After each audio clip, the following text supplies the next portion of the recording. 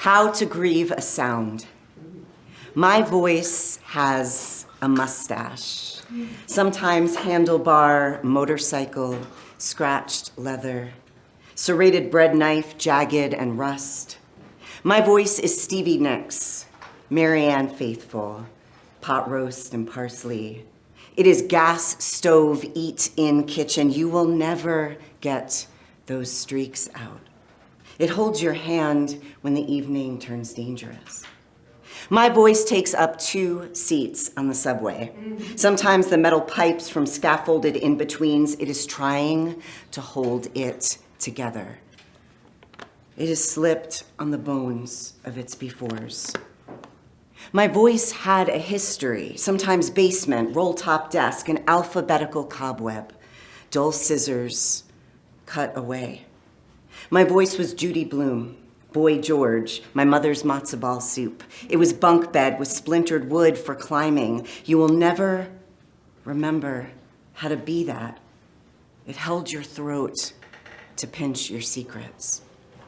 It is easier to grieve what hasn't been captured, recorded, sold. I can still hear my voice on Nostrand Avenue on a weekday when everyone else was headed to the subway, but I was chasing an egg sunny side up in the sky. A rat sprinted past my feet and I heard a sound from someone else pulling itself up from my insides. It was me, but the voice was pink. It was that girl who kept getting harassed by the older boys on my street. It was Weight Watchers. It was, when is this body going to arrive? It was that water gun purchased at the pharmacy that leaked all its insides before it could aim. It is said we do not hear our voices as others do.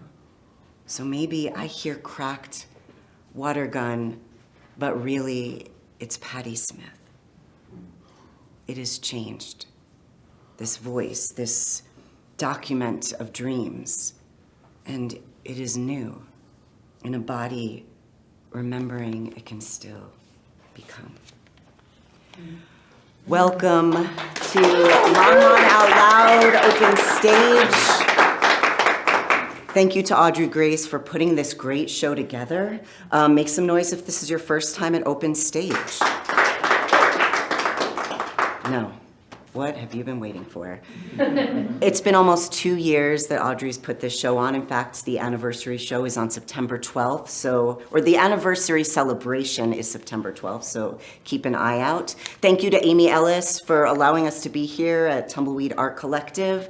I love this place. I haven't gotten a plant yet. Thank you to Lisa, who maybe took your money and is also a phenomenal performer as well, and Phil at Longmont Public Media, who's going to be archiving this show.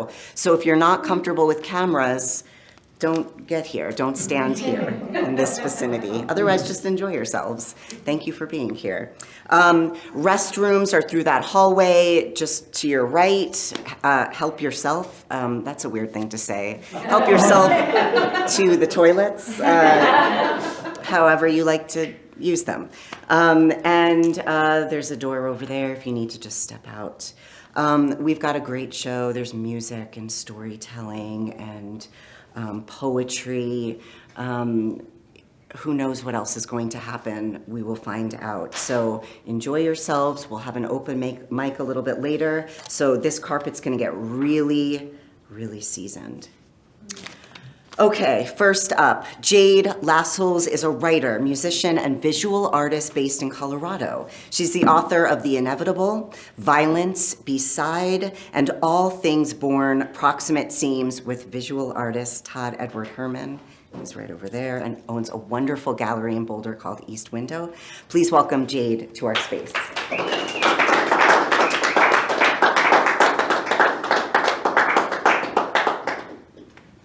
Thank you, Amy. I don't know where they went, but thank you, Amy. Thank you, Audrey, for having me. This is such a cool little spot, and I'm so glad to be here. I'm going to be reading some newer poems that I'm sure will become pretty obvious very quickly that they're from a work in progress, a collection in progress. We'll see how it goes. Some of these are being read for the first time ever tonight. It arrives with a rainstorm in the afternoon. a false dusk time darkening the rooms of this house in a familiar way, so well acquainted that it is easy to assume slippage of day into night, until sounds of thunder and raindrops perforate, an awareness of the actual time and your location within it. Close the windows against the deluge now entering, caught on the sidewalk in a downpour without a proper coat, houseplants lined along the sill, drowning, satin-bowed shoes ruined in the deepening puddles.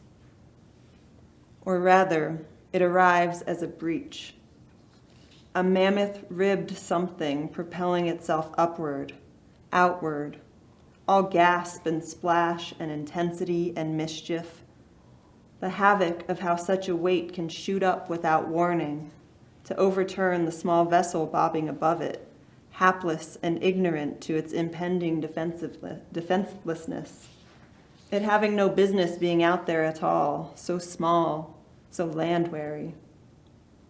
Similar to whales being more prone to breaching on days of rough weather, because the chop of the wind against the ocean is too loud, so instead of using their song, they hurl and flop themselves with such might, the sound of it audible from miles away, announcing a presence, an insistence, a need to say.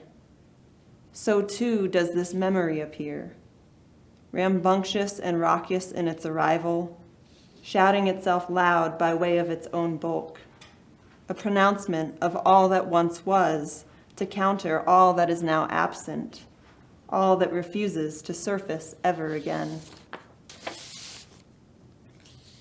What is the memory of this blue, which colors the submarine depths of an ocean, a trench so vast, where songs are sung that evolution has not yet caught up to, mined meaning from? Far deeper than the coral shoals where the dust that was once our mother now rests, settled and congealed, wedded into the mermaid form she longed for. With a hard flick of her newly formed tail, she pushed out past the drop-off of where a sea becomes unfathomable as space, unknowable as death, and we will never again hear her voice from all these miles away. Blue remembered as vividly as standing before an Yves Klein at the Centre Pompidou. Its plexiglass case adhering the witness onto its reflective surface, rather than allowing her to sink into the depths of such hue, a blue to get lost in, orange dress draped atop cobalt, a persimmon floating in this place where she has come with a broken heart, bruised a more humble blue, a quiet blue of not knowing exactly what to apologize for, blue of lament still half-formed from all these miles away, where she cannot understand the words being said to her, but manages to pretend otherwise, and mostly gets away with it. I stretch my foot out long in the bed and hold it there, in wait, in hopes that even in sleep your foot will meet mine, move together in the unspoken touch of intimacy I've come to crave.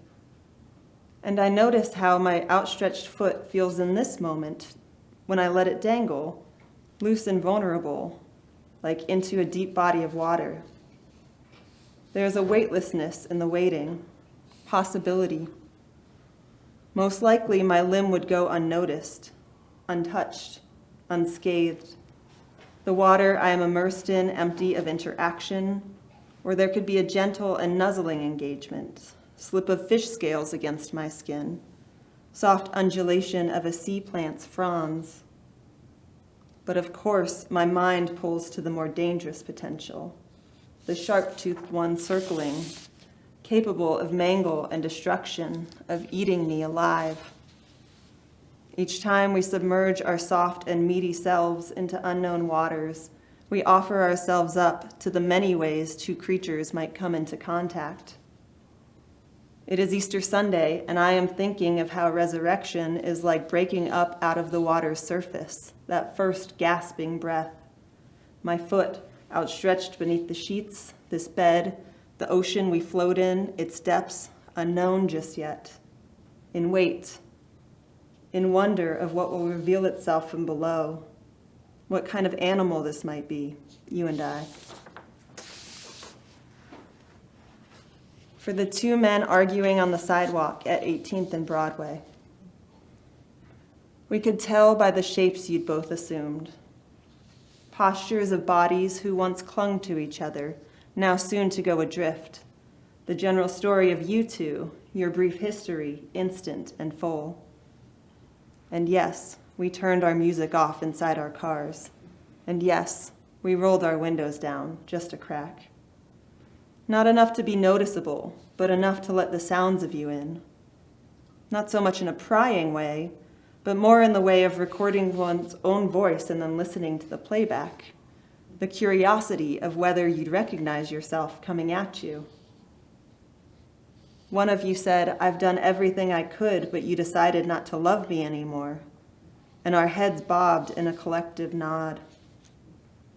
The other of you said everything with the tense curl of your folded arms, and our eyes averted back to the stoplight with your same detached stare. And when the light changed, we turned our music back up. We hesitated, our feet wavered before accelerating, because we have all been the cold one, avoiding what we are rightfully being accused of. And we have all been the one who is so acute in the actuality of his sorrow that he will yell it out loud on a street corner. And we all remember, for this shared moment, the capacity we hold to be drenched in and drowned by each other.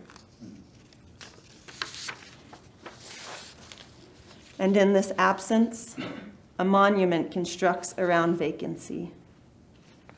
There is no alphabet to give shape to it all that is not said. The unanswered text, a number disconnected, an address deemed undeliverable. Silence swallows the question mark ahead of it with hungry refusal. A phone mounted on a kitchen wall hasn't rung for ages.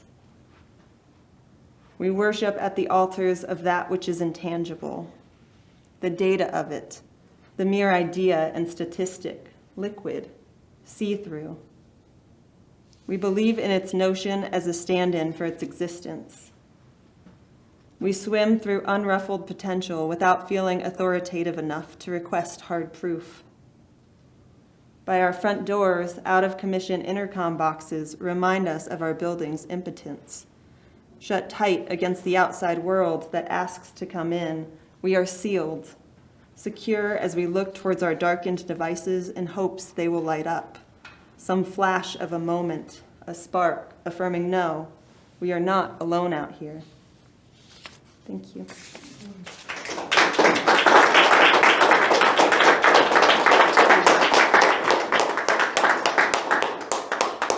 Thank you, Jade. Marshall Thomas is a singer-songwriter living in Boulder, Colorado.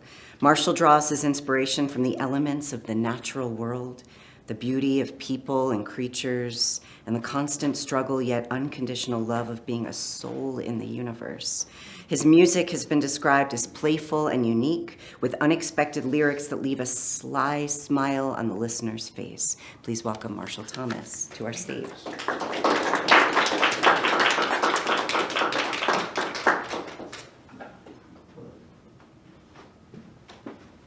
Hi, guys. Thanks, Amy, for that beautiful introduction. When I get the chance, I like to start my sets with this poem. This feels like a nice space for that. And it basically says everything I feel about music and nature and the feminine spirit. Those three things are what brought me out of my shell. It's called Dancing with the Sky. I built a tiny house inside of my mind. I locked all the doors and I shut all the blinds. I dug a hole inside my heart and buried all my secrets so that nobody could see me and I couldn't feel a thing. And I made it through life and did all right. And people thought they saw me, and I seemed just fine. Then one day I heard a knock, and I looked through the blinds, and I saw a pretty girl with these big pretty eyes. And her body was green, and she called herself Sky. And she said she wanted to play with me, but I always hide. And I said, maybe later, I'm busy today. But as I watched her walk away, I was forever changed. And I started dreaming of a life full of colors and full of light. And I started dreaming of a life where I was wild and free, and I danced with the sky. And I wrote one song, and that's all it took. And I sang it with passion, and the walls all shook. And my house began to fall and crumble to the earth until there was nothing left, nothing but dirt. And the secrets I buried so deep, burst from the ground and grew into a tree. And I looked all around me, and I couldn't believe. The sky was infinite, and everything was green. And now all I hear is music and a pretty girl that sings. She says, come on, pretty boy, come and play with me.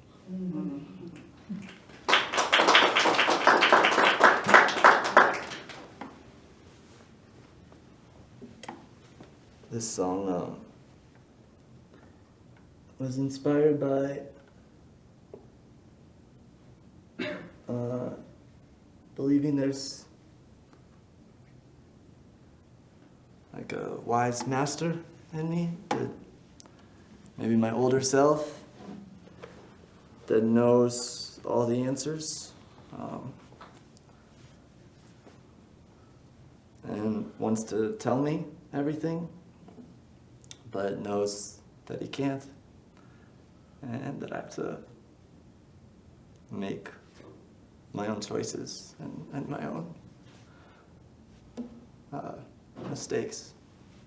Or it could be any message from a parent to their child. It's called My Little Moon.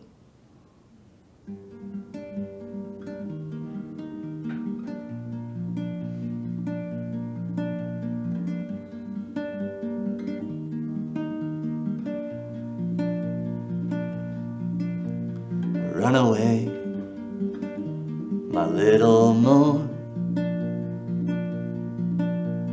Run away and find your truth. Run away, my little sun. Run away and find your love.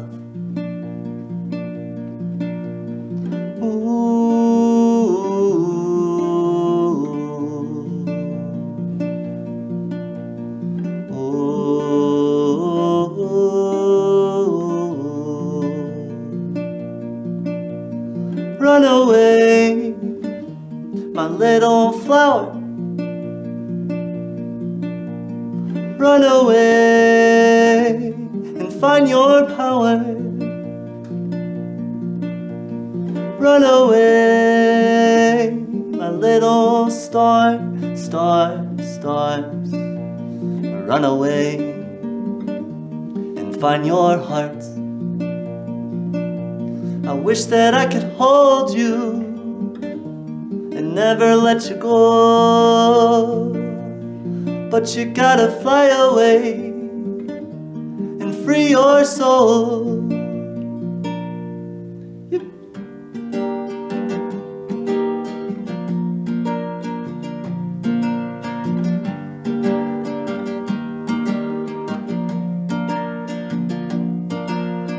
All the roads lead to truth, and all the roads take you home. All the roads lead to love, and all the roads free your soul. Run away, my little moon, and move the oceans with all your truth. Run away, my little sun, and light up the world with all your love.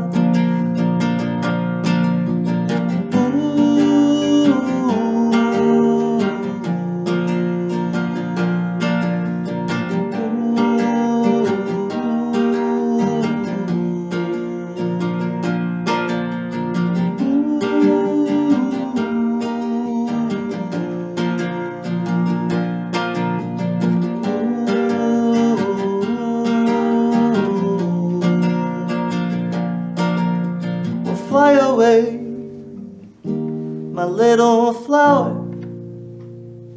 and heal the earth with all your power and fly away, my little stars, stars, stars, and help us remember who we are.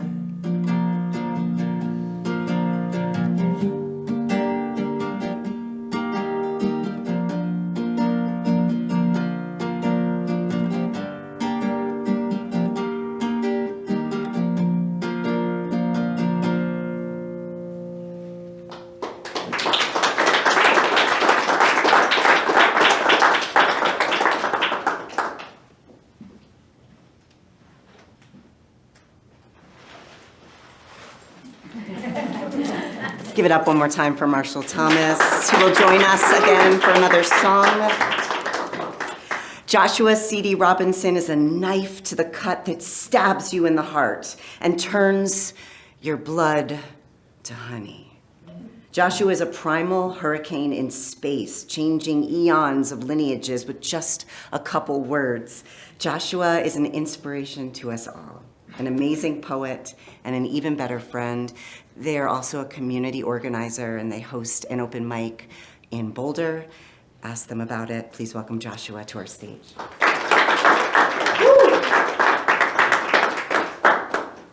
Thank you, Amy, for that incredible introduction. My name's Joshua Robinson, and I will be reading some poetry. This is entitled, Thank God, Oh No. What makes you feel broken? What heals you? What casts light on your midnight chair? Where does your tongue come from? Have we showered together lately? Does confusion make you hungry? What's the largest land mammal that has ever tried to kill you? Are you concerned about your cousin? Does your gun have enough suction cups? Do you feel the beat in your duodenum? Can I carve you off a piece of this interrobang? Can we be light bulbs together?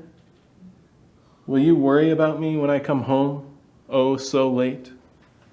Can we be inhuman together? Will you be a neuron with me? Will you stare down hope with me? Will you bring back the blanket I had as a child? Will we hold each other when everything ends?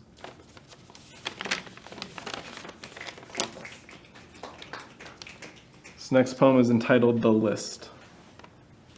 The list on the wall included, you always take care of Josh. It was a list of reasons that my sister Keelan loves my mom. I'm not sure of the next poem.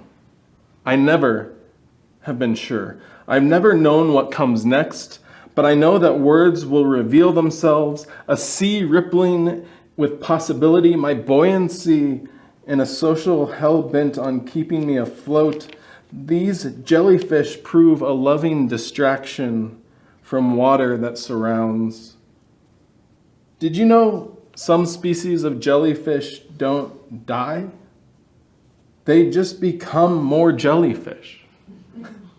Look it up. It's fucking true. And mushrooms. I mean, holy shit, mushrooms. Do I even need to explain? Here's what I mean. Every day you wake up is a fucking miracle. Oxygen molecules finding their way onto a red blood cell and becoming part of the energy cycle that builds a mitochondrion. Whale sharks, eagles flying above mountains, snow. Everything that exists on this planet has no business existing, yet here it all is, alive and screaming into the void, because the void has nothing on us. We are relentlessly living, and on our deathbed, we will say, I already saw the light. Encore, baby, encore. Thank you. These are all love poems from a forthcoming book of love poems that I am working on and adding to relentlessly, and I should probably stop adding to it eventually. This one is entitled, thank you. This one is entitled Threading the Needle. I want love. I want to feel like I am falling through someone's skin. I can receive quite a lot of love from friendships, but there is a variety of love, a tree, each branch holding one of my limbs, a flower supporting my neck. This is my greatest hope, that the love of eons be an elm, a quail eggs of belief, enough to see me through the eye of a needle. This is the impossible love I want and hope for while staring beyond the edge of kindness and friendship. That's as close as I can come to describing it, as close as my heart will allow.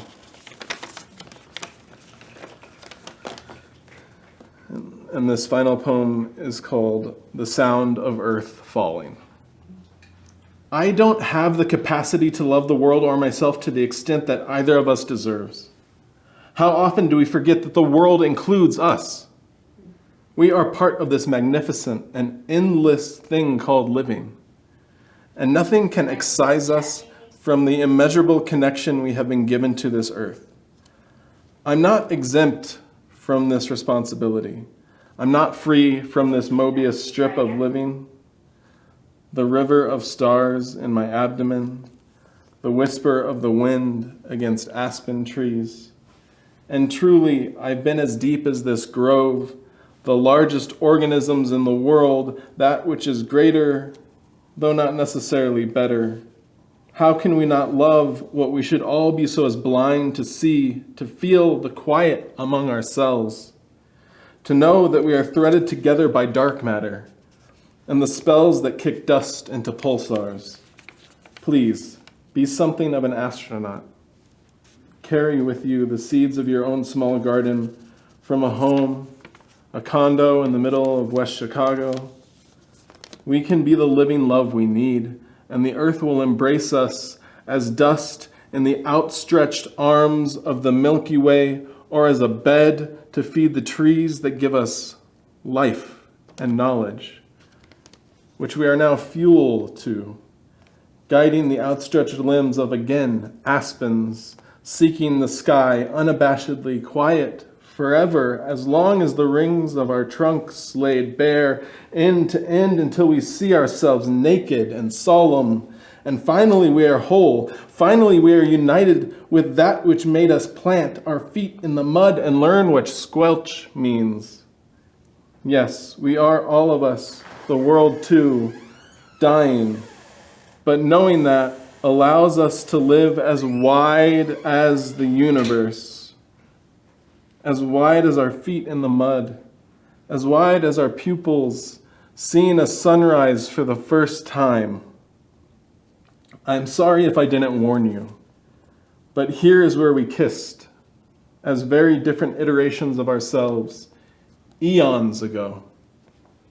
We are lips, we are soil, we are nuclear fusion, we are terabytes, we are exhausted. Lay with me here, look at the sky. We hold hands with a bed of grass and moss between us. This, all of this, is what I meant when I said, I love you. Thank you.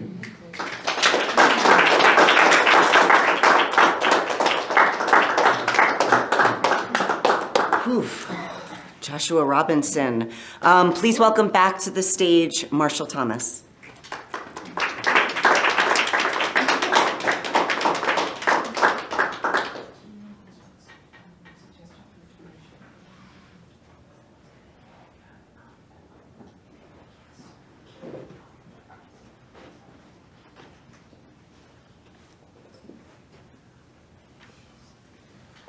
Hi.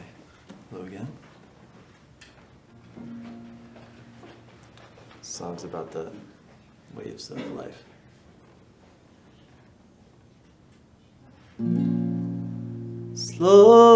Slow down. Don't forget to breathe. Slow down. Don't forget to breathe. You're standing at the party, but you're not really there.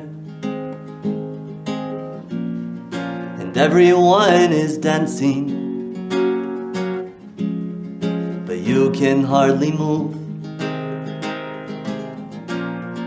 You know it's been a while now since you've met someone. You find it hard to smile. You're falling out of love. Well, slow down. Don't forget to breathe. Slow down. Don't forget to breathe. Your dreams are right in front of you. You feel them every day. But something's always haunting you. You choose to look away. You wonder if you're broken, and should you just give up? Well, all you've ever wanted was someone you could love. Well, slow down. Don't forget to sing. Slow down. Don't forget to breathe. One day something changes when you stare into her eyes. You take a step outside just to feel the sun. You know it's been a while now since you've listened to the birds, and you can't help but smile. You're falling back in love.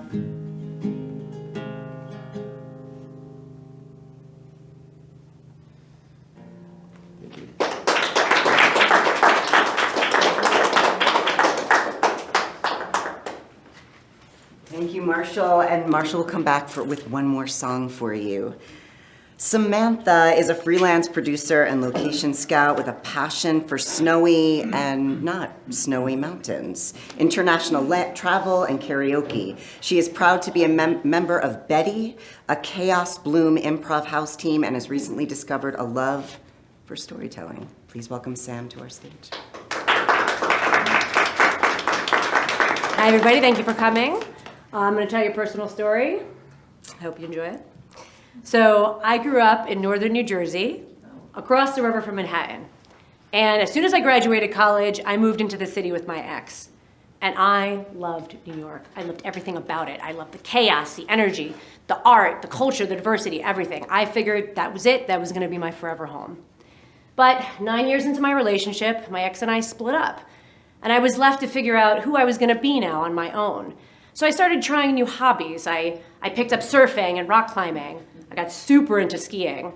And I noticed that after a few years, I was spending all of my free time outside of New York, in the outdoors. I was developing this new kind of outdoorsy personality, and New York just didn't seem like the right place anymore. So after 10 years of being a tried and true New Yorker, I picked up and I moved to Salt Lake City, Utah. And listen, Salt Lake City had what I needed at that time. I was recently unemployed, so I needed to live somewhere that was dirt cheap. It was 2012. Things didn't cost anything back then.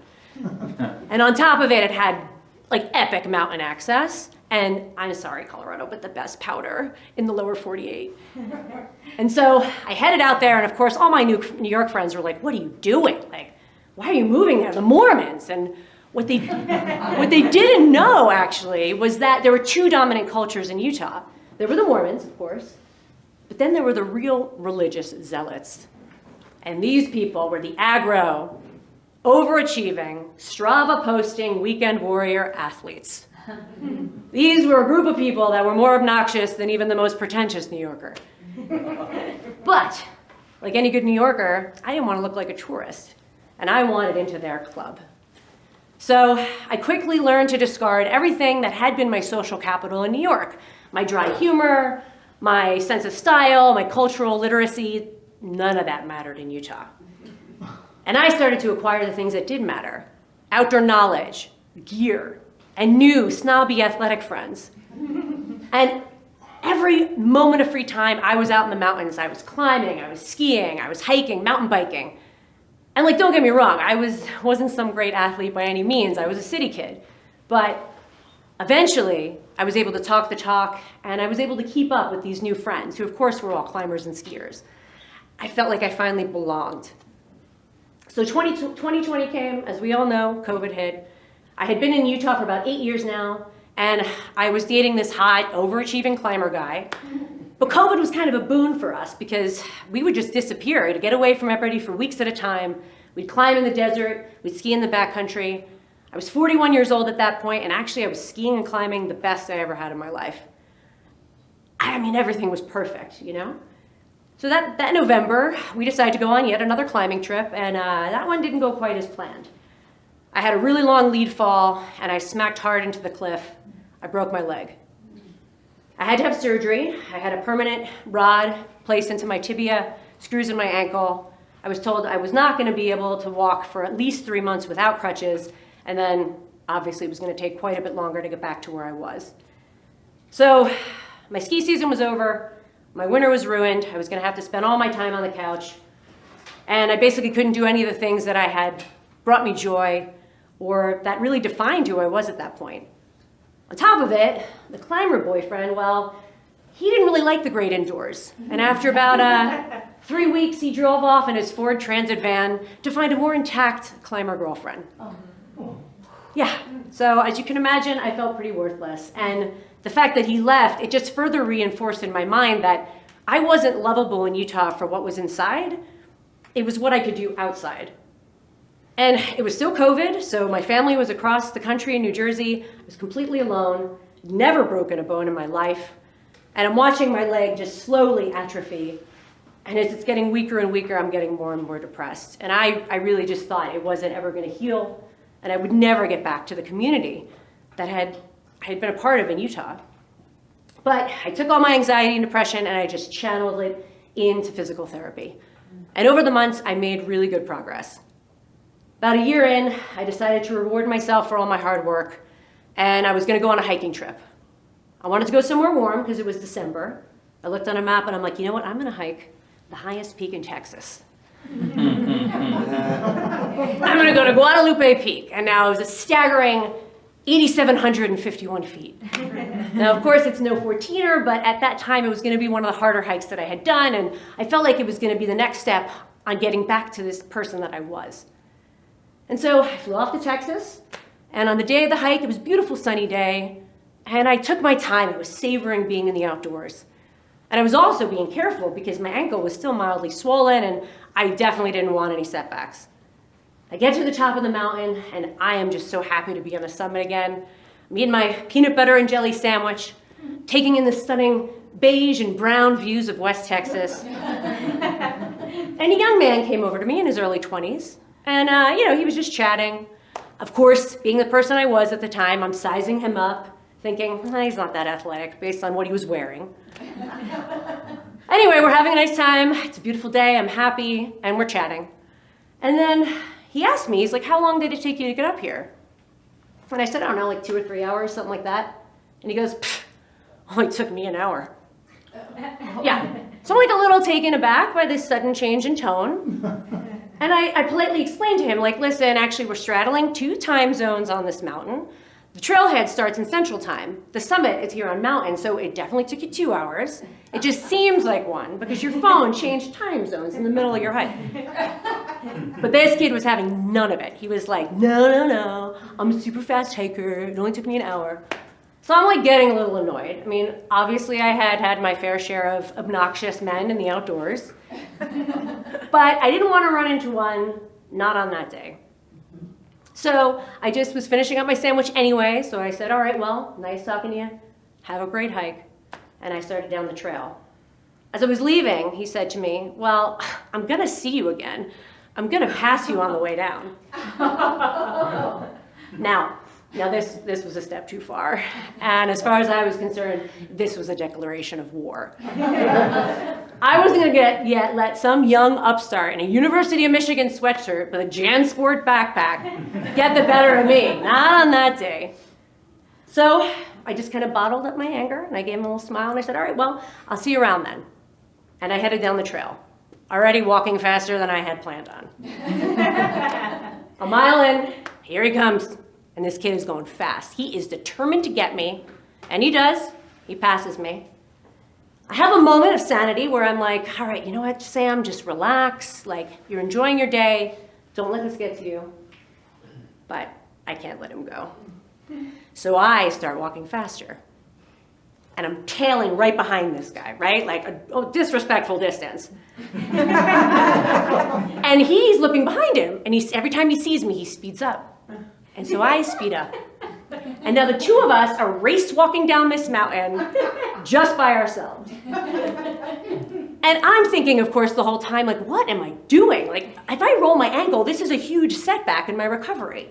And I'm also watching him because he's kind of slipping all over the trail and he's walking really funny. He's got this sort of weird, like lopsided loping gait. Like his hips are out of alignment or something. It was almost painful to see. But we continue on like this madness, and after a little while, he finally stops and turns around. And he says, well, I guess you're not going anywhere. And I kind of, smile a little bit, and I'm like, well, I'm a pretty fast hiker on the descent, so. And now we're on the trail together, so we've got a mile left. We start hiking together, and we're chatting. And I tell him about my injury and how this is my recovery hike and I love the outdoors, finally getting back into it. And he tells me that, he really loves hiking. It's a passion of his. But at his young 22 years of age, he has a degenerative hip condition. And he's actually on this hike because he doesn't know if in a few years he's ever going to be able to do something like this again. And in that moment, everything made sense. His cockiness, his strange walk. And I mean, don't get me wrong, of course, those snarky comments at the summit, they were rude. But this kid wasn't a jerk. This kid was hurting.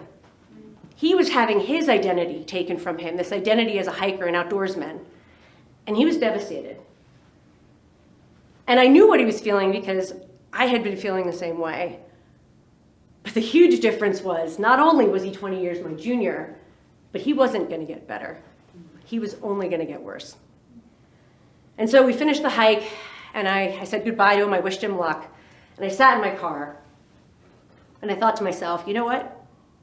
I don't want that old identity back. I don't want to be a part of that club anymore, that aggro, judgy, outdoorsy club.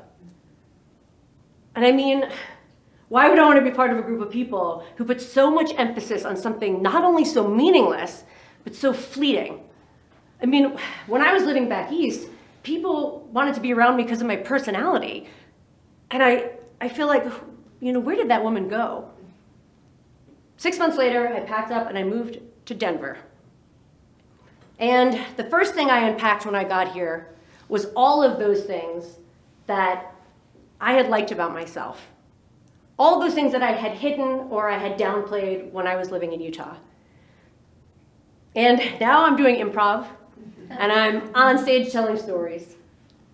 And I've met really cool people who want to get to know me regardless of my VO2 max.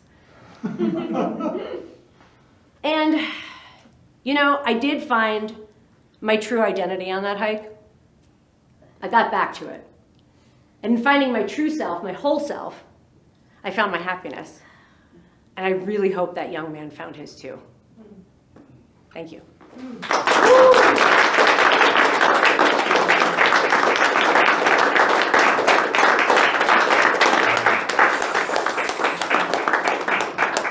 Sam, I have to ask, because I was made and born in New Jersey, where... Shut up, in Nutley. Okay, Monmouth County by Freehold. Oh, yeah, I totally know. Okay, yeah. I mean, I went to Rutgers, so. Okay, It was fun. talk amongst yourselves. Any other? Okay. Yes, we will. Please welcome Marshall Thomas back to our stage.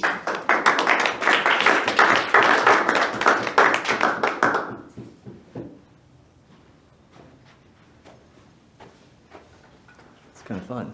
Go back and forth. This song is called Caterpillar Song. It's inspired by the caterpillar. Starts with a little poem again. One day, you'll wake up and you'll be a butterfly. And you'll spend the rest of your life dancing in bliss and singing to the flowers.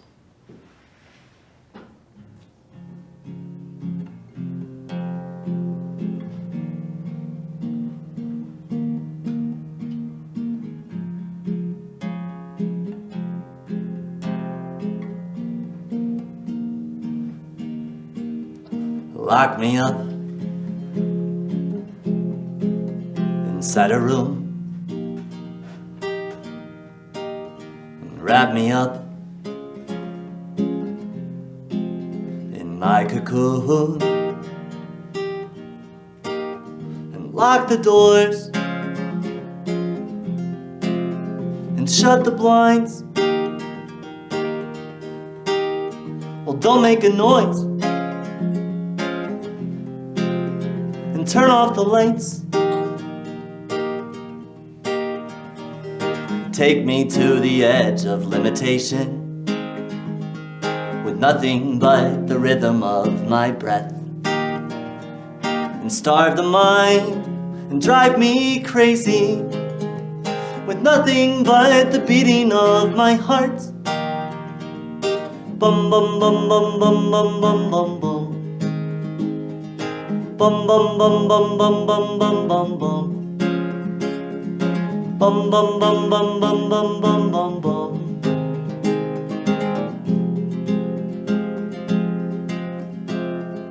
Chew me up and spit me out. Beat me up and break me down. Take me to the edge of limitation with nothing but the rhythm of my breath, and starve the mind and drive me crazy with nothing but the beating of my heart. Bum bum bum bum bum bum bum bum bum. Bum bum bum bum bum bum bum bum bum. Bum bum bum bum bum bum bum bum bum. Bum bum bum bum bum bum bum bum bum. It's a long time coming now. It's a long time coming. It's a long time coming now. It's a long time coming. All the little butterflies are dancing up inside the forest of leaves, and all the little birds are chanting for life to be wild and free. All the little butterflies are dancing up inside the forest of leaves, and all the little birds are chanting for life to be wild and free. Bum bum bum bum bum bum bum bum bum. Bum bum bum bum bum bum bum bum bum. Bum bum bum bum bum bum bum bum bum. Bum bum bum bum bum bum bum bum bum.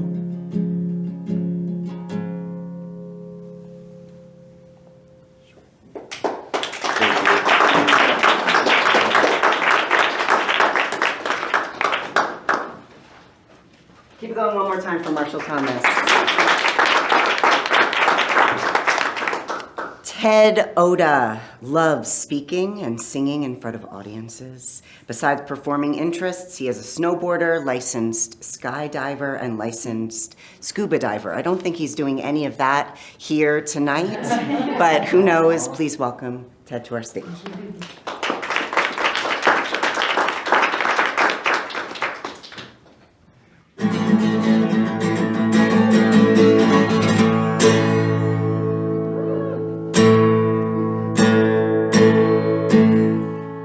Saw the mountain from afar.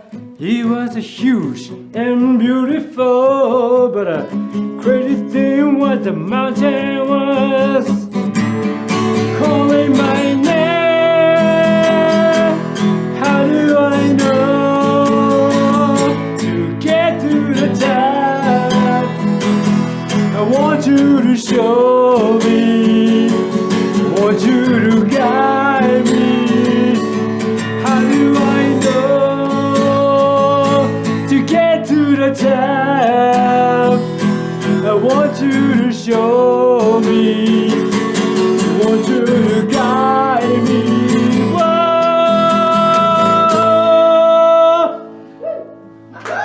Hi everybody, this is Ted Oda. I just composed this short music. Oh my gosh.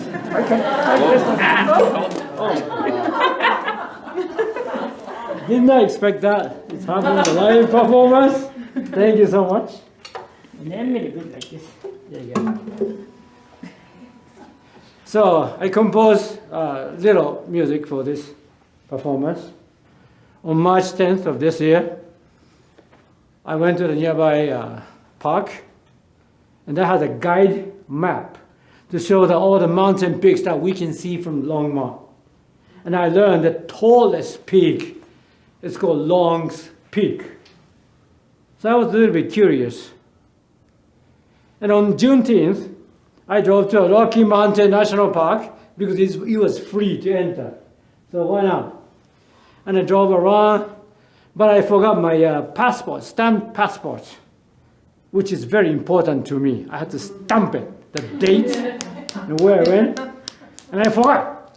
So beginning of this month, July, I drove back to Beaver Meadow Visitor Center at the Rocky Mountain. And I got stamped, and I thought, oh, I've never seen the movie. Why not? Just take a look. And I watched the movie about Rocky Mountain National Park. Lo and behold, Long's Peak is actually in the park. Oh my gosh. I feel it was like a calling. I talked to a ranger, asked how to get there, and I learned. So 2 weeks after that, I really drove to Long's Peak trailhead. And I started hike up. It was pretty kind of steep. I didn't expect that like this one, right? And then I started thinking, oh, this is like a personal growth. It's pain. And also when I look at the peaks, I feel like, oh, just like everybody within us, we have our own mountain peak. But how do I find it? Without guide map I saw nearby park, I didn't know Long's Peak or anything. We need to find a guide map. How do you do that? Well, we all have to work, make ends meet, and doing that kind of boring work, we're not gonna find our true potential, right? So either we're gonna attend school, or your job may assign some completely different position, or could be tragic moment in your life. So when I was about to become 15 years old, My mom kind of complained about chest pain for a while. And finally she called a doctor to our apartment. I was in the bathroom and taking a bath. And my mom was kind of like me, cheerful and a loud voice person. So I could hear her talking with the doctor. Anyway, went upstairs without seeing them. And I was resting. Then my dad called my name with the voice tone I've never heard. At that moment, my legs started shaking violently. When I went downstairs, my mom was gone. And my entire world got cracked open. But that opened up opportunity for me to explore something unusual. I want to be able to speak English, and I was into music, so I want to immerse myself into American music. With the help of my grandparents, I get to go to Hawaii, attend the University of Hawaii, and eventually graduated. And I met my wife, and I got a kid. And I had to raise my family, so I had a job. But deep in me, I wasn't satisfied. My main purpose of coming to the United States is to live in mainland USA, immerse myself in culture and music. What I'm doing, but I had to raise my kid and the family. I couldn't move. But in 1997, I lost a job. Oh my God. Again, that gave me a ticket to come to the mainland USA. So we went to Nebraska, where I'd never been to. Nothing to. Everybody scared me about Nebraska. There were rattlesnake and nothing to do. Oh my gosh. Well, but I entered Creighton University and studied for master's degrees in computer science. And after that, I got a job. The company I worked for had a very generous package to support my education. So I further went to Creighton for MBA degree and MIS. And during MBA curriculum, we had to do a lot of business presentation. I was terrified to speak in front of people. What if I don't know what to say? What if I forget everything what I say? However, when I start creating my presentation, the idea flowed through my head like a fountain, and really enjoyed it. I didn't know about myself, but school, just like I said in the introduction, the school made me realize I love doing this, which I did not know. Then at the same company, I met two individuals who changed my life. One guy nearly forced me to go to Iowa ski hills. And basically, he introduced me to snowboarding. At that time, I got hooked. I love snowboarding so much that made me move to Colorado later on. And also other guy showed me to learn swing dancing. And then when I start swing dancing, I noticed myself, I absorb all kinds of moves like a sponge. So who could imagine going to Nebraska? And you discover yourself love to speak in front of people, love snowboarding, and love swing dancing. And then my love of snowboarding grows so big, I really wanted to move to Colorado, but I had a family and my wife had a job in Omaha, Nebraska, so we couldn't move. It was kind of mixed feeling. In 2015, my wife started complaining about back pain. And her doctor didn't find anything. So I thought just regular back pain, I have a lot of people experience.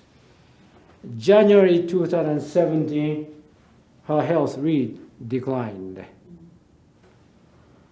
And started seeing a doctor, and he did find cancer cell. In March of 2017, when we took her to the cancer center, the doctor told me we have to put her into the hospital bed today. So we did. And I called her family back in Hawaii. She was from Hawaii. And 4 days later, they arrived. Very same day, very same night, my wife was gone. She waited until her family arrived. Not only lost my mom, this time was my wife. But that tragic moment pushed me to go for skydiving route. I got a license in skydiving in Nebraska, and also saw the opportunity to move to Colorado, so that every winter I can go to all the major great ski resorts. In the summertime, I jump off from the airplane. That's kind of ideal life that I really wanted to have, but I didn't want to go through all the tragedy. Last October, I went to Cozumel, Mexico for my scuba diving trip. There, I met a dive master from Louisiana. She loves Cozumel, but she had a job and a house in Louisiana that held her back. But 1 year, they had a huge hurricane that completely destroyed her house. And she took it as a sign. So she moved to Cozumel, very happy. And she told me she's a kind of stubborn person, takes that kind of huge tragedy to make her move. So I have two individuals that I really admire. One is Japan's first Tokugawa shogun, Tokugawa Ieyasu. His childhood and adulthood, a lot of tragedy, hardship. In his much later life, he finally became shogun in the United Japan. The other person, the Colonel Sanders, the founder of Kentucky Fried Chicken. He had so many failures when he was young. Never gave up, never. He attained his ultimate success at later his age, about 80-year-old. So when I see those people reach the top of the mountain at later age, give me really motivation. They experienced so many tragedy, but they didn't let those things to crush them down. So I love it. So I want to end my presentation with a song that I love. And if you know the words, please join me. Don't stop believing, hold on to the people.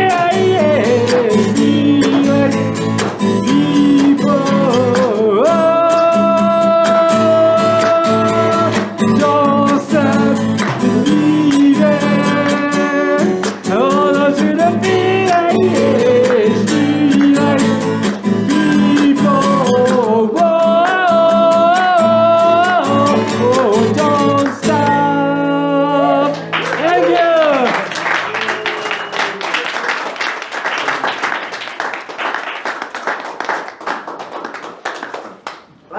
Ted, yes. Thank you so much. We're going to bring Joshua Robinson back just to share a poem one more time because we can't get enough of you as well. Please welcome Joshua.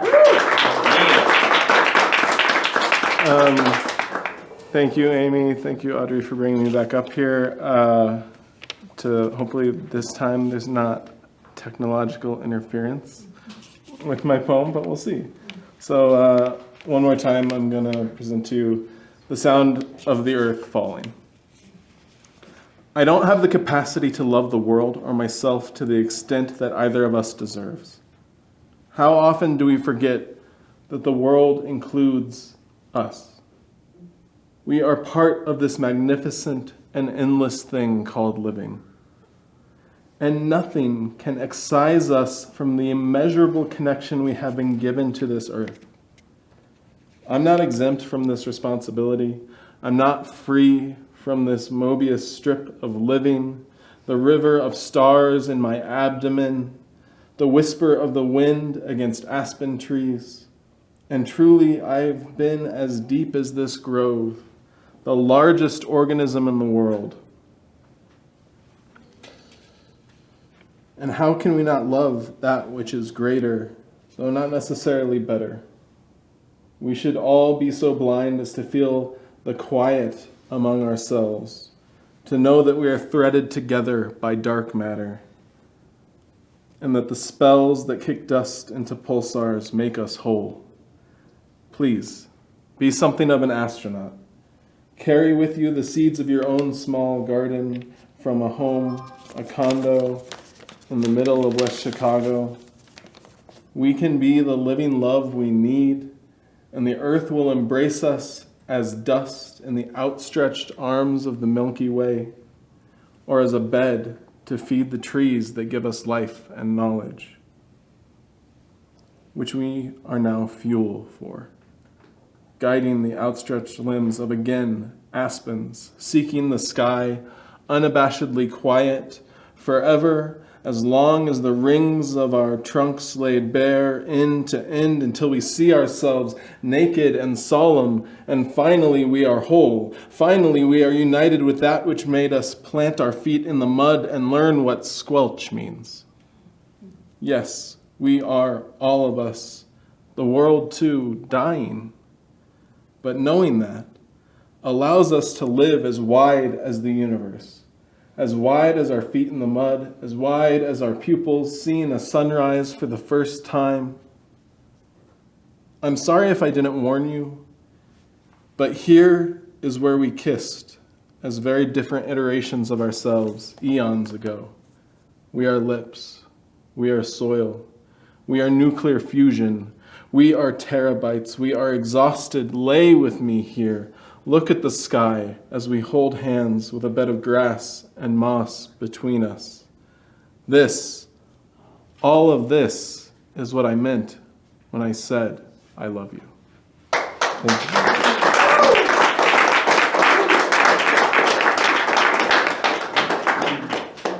Keep it going one more time for Joshua and Jade and Ted and Marshall and Sam. And to all of you, we can't do a show without an audience. It would be strange. I guess we would still do it, but it just wouldn't be the same, because who would clap for us? We need claps. Thank you to Audrey Grace for putting this great show together. Who also does many other shows. In fact, every Sunday now here in Longmont, there's Silly Goose at Luminous Tea House.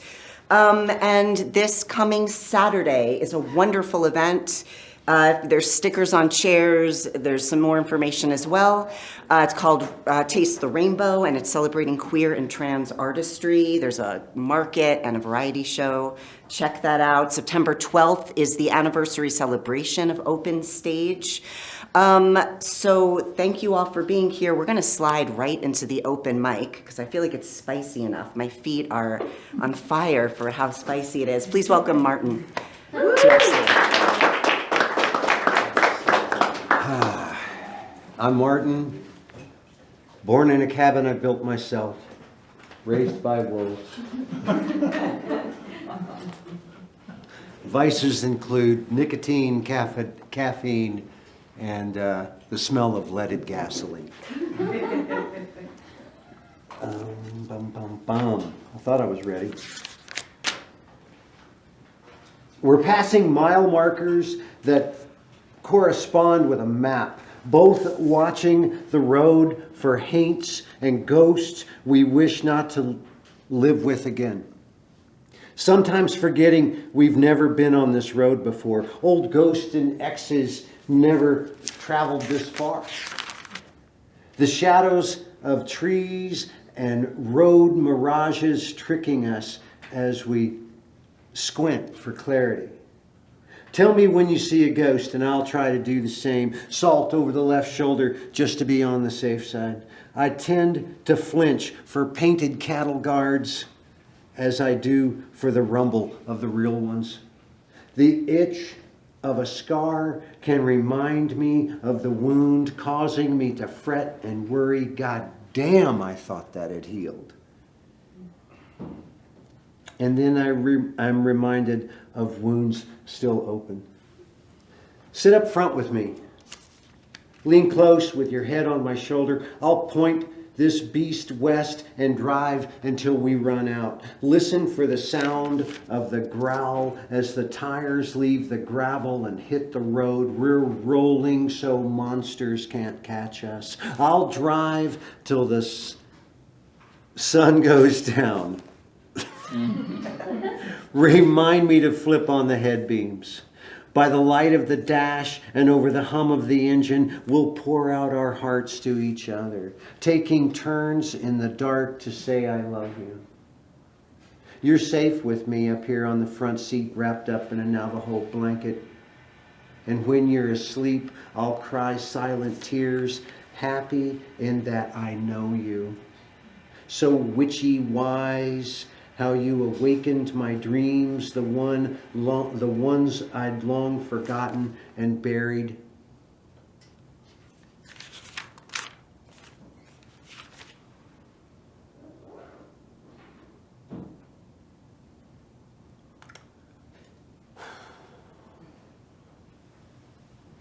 I'll start coffee and have a stolen hit from a butt I found in the ashtray. And then a collection of sketches, a collection of stretches I learned from a poster I saw in a yoga studio window. I'll make circles alone in the kitchen that serves only one. Now it's time to shower. My mind comes online, clicks and pops and buzzes. It's something about the water. Did I skip a page? For Christ's sake.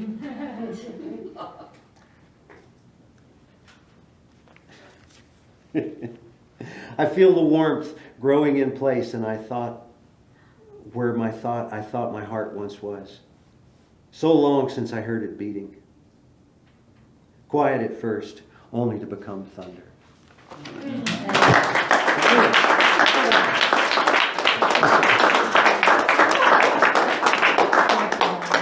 Such a rock star. You're like, you know what? I'm just gonna. Please welcome Lee FG to our stage.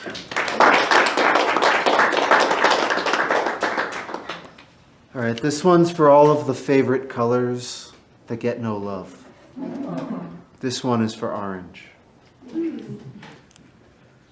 Tell me, does the sun know how lucky they are that you are their vessel?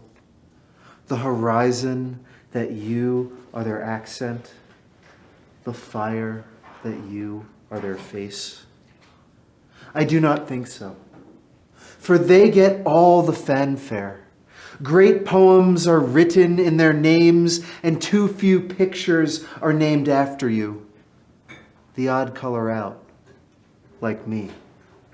You are the warm hue that makes blue bright, the accent that queers the trim just right. You have earned your place in the rainbow. Tell me, do you know how beautiful you are? If you ever forget, let me know, and I will tell you.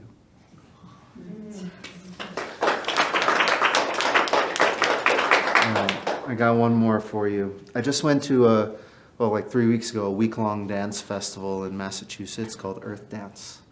And each time I go, I write a poem called Lessons from Earth Dance. And this is that. Make it a beautiful dance. Listen to your body. Can you feel the earth through your partner? Can you feel the water in yourself? Breathe. First of all, breathe. In being lifted, look to the light. Point to the sky. Point yourself up. Don't try so hard. Don't try so hard. Don't try so hard. Don't try. Keep the closeness, feel the distance between them and you, the floor and you, with every part of your body, the motion, the transitions. Where is your left heel? Where is your right elbow? Know where you are in every inch of your suit. It's okay to push a little sometimes. Invitation, empathy, resonance. I have a story. It may not be real. Empathy is also letting go. I have a story. We're not that close. I want a hug. 3 meals a day is a gift. Thank you, teachers. Even the tough ones, even the ones I love who may not love me back. Your next week's self will thank you. Always share your halva. When the music calls to you, dance, move, play. Exit with silence. Kiss your steps gently. You can take your time and circle back twice on the same path, but the second time, try to do it right. When in dessert pizza land, have the dessert pizza. Remember the melody of a sweet friend's smile. They are worth more than all the ones you wish you had combined. Thank you.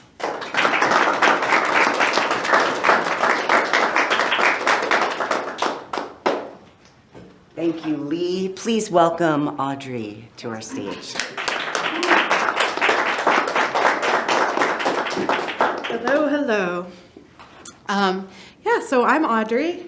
I run Longmont Out Loud, and as Amy mentioned, one of the shows that I present in Longmont is Silly Goose's open mic. It's every Sunday. The sign-up's at 4:30. The show is at 5. There's my shameless plug. I have been producing the show, but I've never actually gotten up and done a comedy mic before. And Silly Goose's is a mixed mic, so it's really a space for where you could hang your humor on anything. And so I've been getting some nudges from folks saying, you need to get up on stage and you need to do a mic. And I've been trying to kind of get open to that idea. And I was thinking, well, I'm not really a stand-up comedian, so what on earth would I actually do?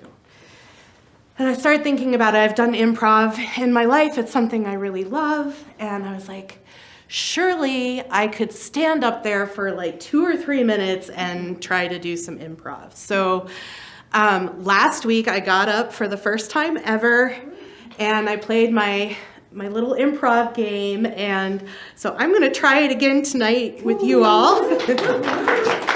And I know there's some other improvisers in the room, no pressure, but if at any point, once you kind of figure out what the game is, you are welcome to come up on stage, any of you, and play this game with me.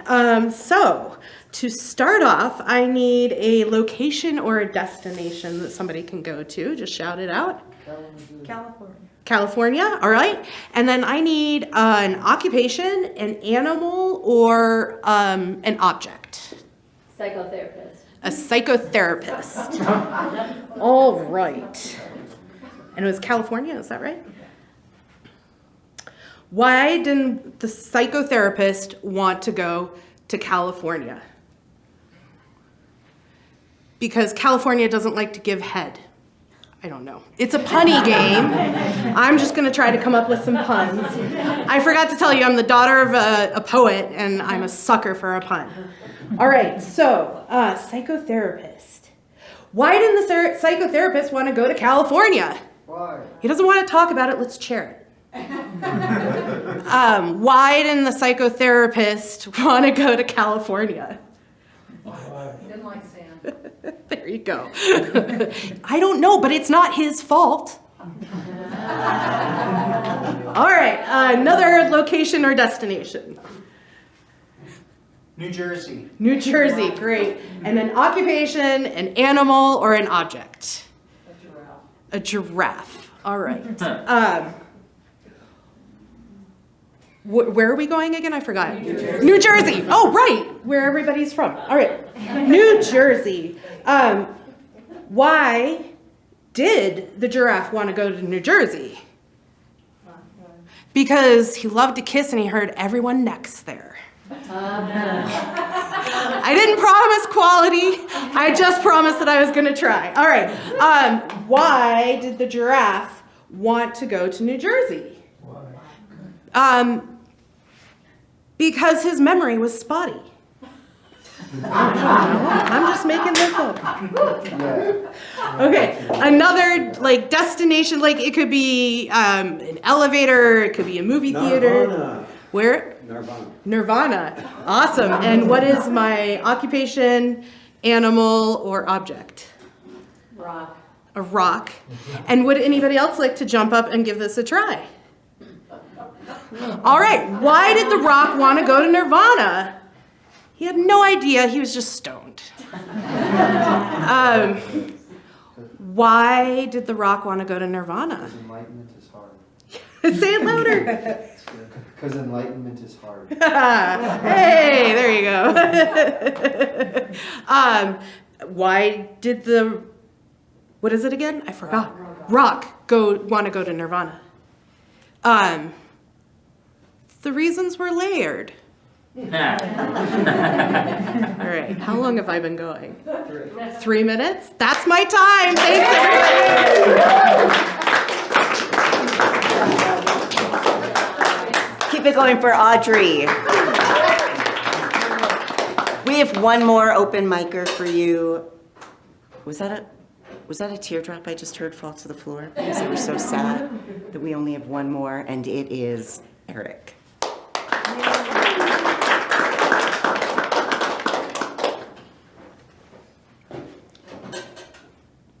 So I also have a blue poem, and it happens to mention Eve Klein, actually. So I thought I would read that, and then I'll read a love poem that Joshua Robinson made me think of. Also, Dessert Pizza Land.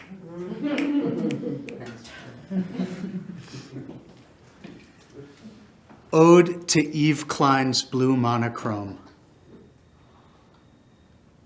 Blue like almost night, a blue so deep the light just reaches it. Blue bright on the inside, Atlantis blue, fluorescent blue, the royals rejected purple for, blue as Ule when he sat with Marina, bluer than Picasso's blue period, blue like swimming in twilight, blue as thought, as dream. This is the only painting in the world blue. There's a hummingbird in my veins blue, blue like lightning's shadow, the blue of particle collisions, of wormholes, blue wearing a coat of many colors, all of them blue, blue in the midst of an epiphany, the Socratic ideal of blue. The last days of immortality blue. In the end, there can be only blue. Blue, without you, I'm colorblind. Fortune blue. Madness blue. Blue in the form of a wolf. Blue sleeping on floodlights. No tanzanite could ever be so lustrous. If Rama was this blue, it's no wonder Sita loved him. It's the world is ending blue. It's what are we going to do about it? Blue.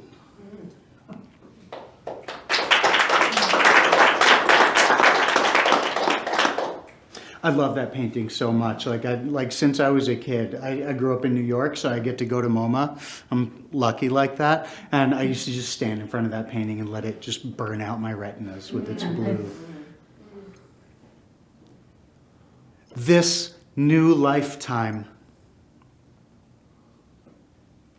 Sometimes I like to look you directly in the eye. Don't be afraid. This is only how we pass light between each other. And when we shake, fingerprinting each other's palms, we are opening up fresh circuits for our sleeping electricities. When you pass me on the street, a little too close, and your heat and mine meet like storm fronts, don't be alarmed if the hairs on your neck seem to rise in my direction. In an infinity of dimensions and lifetimes, we must have met. Once you sold me a can of Coke. Once I was your driver. And once we made love in a cave that would someday be a tomb. So don't start at my touch if there's something familiar in it. If my eyes remind you of places you're sure you've never been. In your voice I hear all the languages I've ever forgotten, and the lullabies you used to sing under date palms by the light of the evening fire.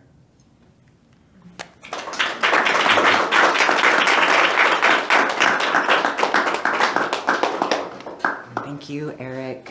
Thank you for being here tonight. There's a picture frame of Venmo codes for the featured performers. Support local artists because that is what saves us in times such as this. Thank you for being here. My name is Amy. Your name is you. Have a wonderful night.